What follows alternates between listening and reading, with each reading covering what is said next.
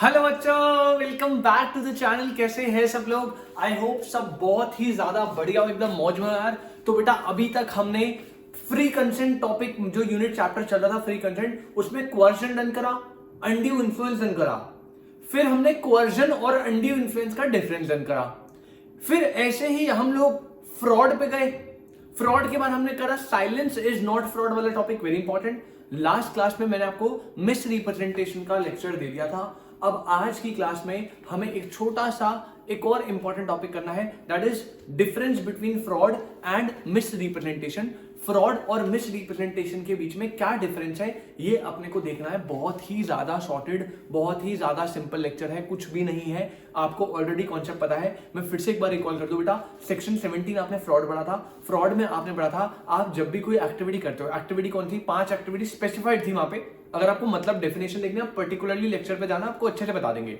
5 activities जहां पे आपकी इंटेंशन टू डिसीव थी। इंटेंशन टू डिसीव मतलब आपका इंटेंशन था सामने वाली पार्टी को लूटना, उसे बस जैसे तैसे कॉन्ट्रैक्ट मारना झूठ बोल के, और फिर अपन पैसे लपेट लेंगे, बेनिफिट ले लेंगे उससे। ये हमने फ्रॉड में पढ़ा था बेटा। लेकिन मिस रिप्रेजेंटेशन में आप बेसिकली सिचुएशन सेम फ्रॉड वाली है।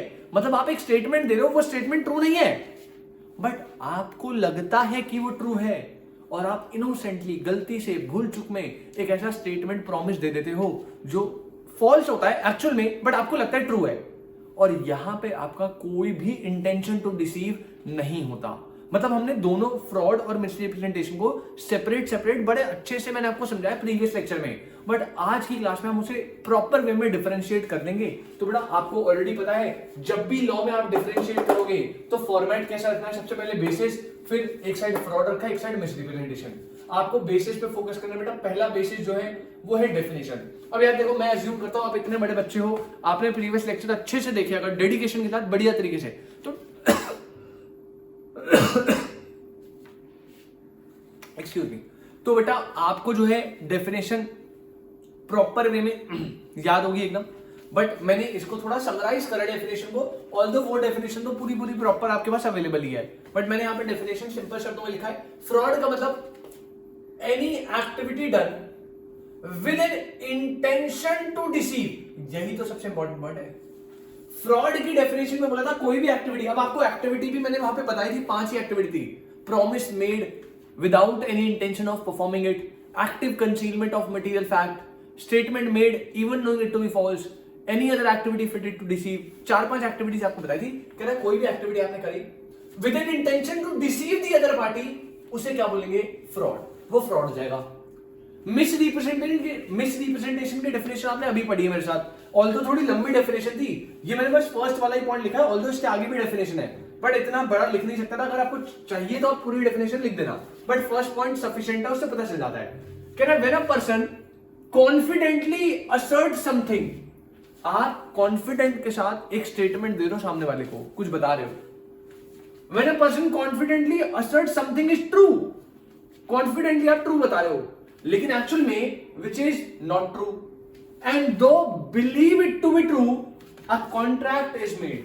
आपने कॉन्फिडेंस के साथ एक सामने असर्शन करी, मतलब बात करी, कोई स्टेटमेंट दी जो आपको लग रहा है ट्रू है, एक्चुअल में ट्रू नहीं है, लेकिन आप ट्रू मानते हुए सामने वाली पार्टी को कॉन्ट्रैक्ट में एंटर करवा गए। आपको भी लग रहा है ट्रू है, आपकी भी कोई गलती नहीं है, बट एक्चुअल में ट्रू नहीं है। When a person confidently asserts something is true, which is not true, and though believe it to be true, a contract is made.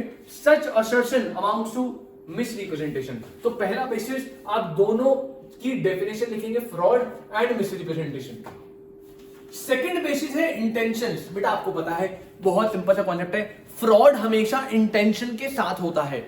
मतलब फ्रॉड एक इंटेंशनल एक्ट है, और इंटेंशन क्या होती है? Intention to deceive. Misrepresentation कभी intentionally नहीं होता। मिस रिप्रेजेंटेशन एक इनोसेंटली एक्ट होता है। मतलब इनोसेंटली मतलब जहां पे आपकी इंटेंशन टू डिसीव नहीं है। तो यहां पे इंटेंशन में मैंने क्या लिखा? इंटेंशन में यहां पे है to deceive the other party by hiding the truth. Truth hide करके आप डिसीव करो, ये आपकी इंटेंशन है। मिस रिप्रेजेंटेशन में there is no such intention to deceive. यहां पे कोई इंटेंशन टू डिसीव नहीं है। थर्ड पॉइंट है नॉलेज ऑफ ट्रूथ। अब देखो सिंपल सा पॉइंट, भाई फ्रॉड, मैं फ्रॉड कर रहा हूं, इंटेंशनली कर रहा हूं, इंटेंशन टू डिसीव है।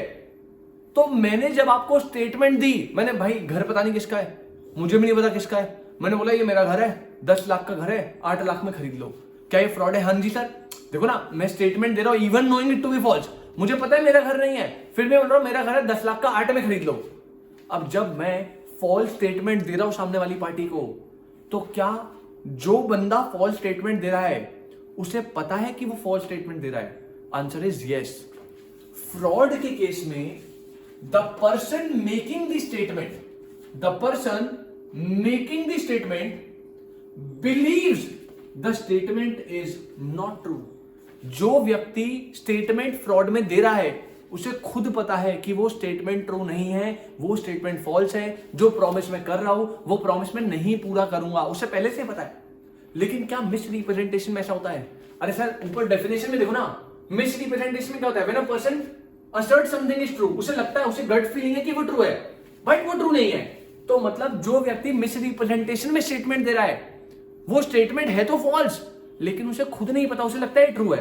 तो मिस रिप्रेजेंटेशन में the person making the statement believes it to be true, उसे खुद लगता है कि वो सच बोल रहा है, कोई गड़बड़ नहीं कर रहा। और लास्ट रीसाइंड एंड क्लेम डैमेजेस। बेटा आपने रीसाइंड पहले बता रखा है, हमने रीसाइंड का मतलब ये मतलब ना रीसाइन कर रहा है, रीसाइंड मतलब होता है कैंसिल। लॉ में रीसाइन का मतलब होता है कैंसिल करना।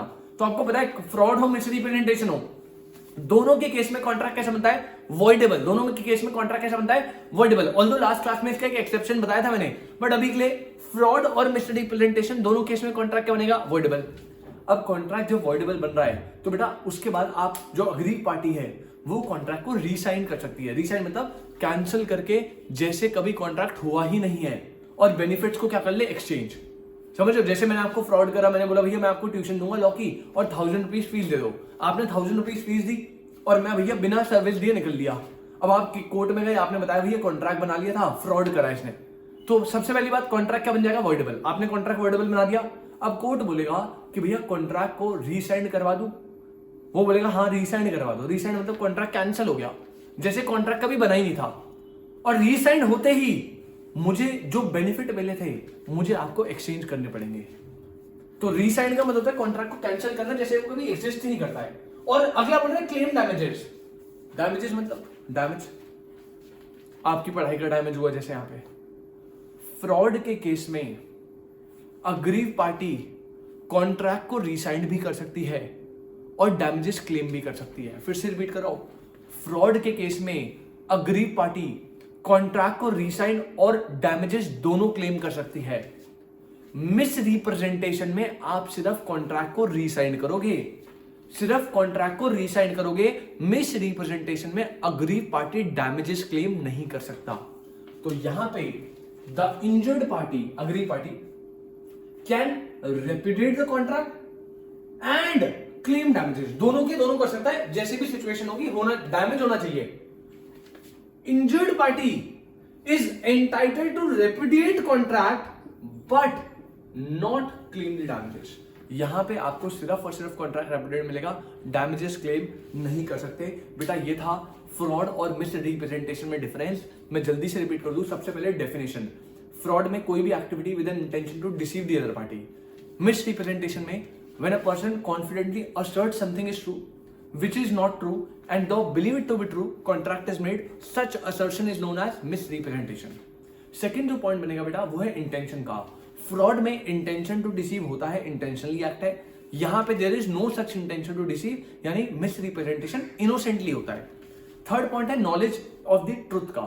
तो फ्रॉड में जो पर्सन स्टेटमेंट दे रहा है उसे पता है कि स्टेटमेंट ट्रू नहीं है, लेकिन मिस रिप्रेजेंटेशन में the person making the statement उसे भी ये लगता है कि स्टेटमेंट इज ट्रू।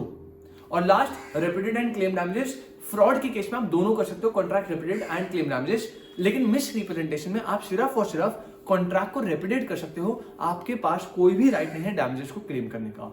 तो आई होप ये डिफरेंस आपको एकदम मस्त चौकस क्लियर हुआ बेटा, और जल्दी से इसे नोट करेंगे। और इस चैप्टर में जो फ्री कंसेंट का चैप्टर है कॉन्ट्रैक्ट में, उसमें हमारा एक लास्ट टॉपिक बच गया है, दैट इज मिस्टेक। तो अगले लेक्चर में हम मिस्टेक को पूरा निपटा देंगे मस्त करके, और मिस्टेक होते ही हमारा फ्री कंसेंट डन। फिर हम अगले चैप्टर में बढ़ेंगे, that is capacities of parties में। ठीक है, तो आई होप आपको अच्छे से समझ आया हो।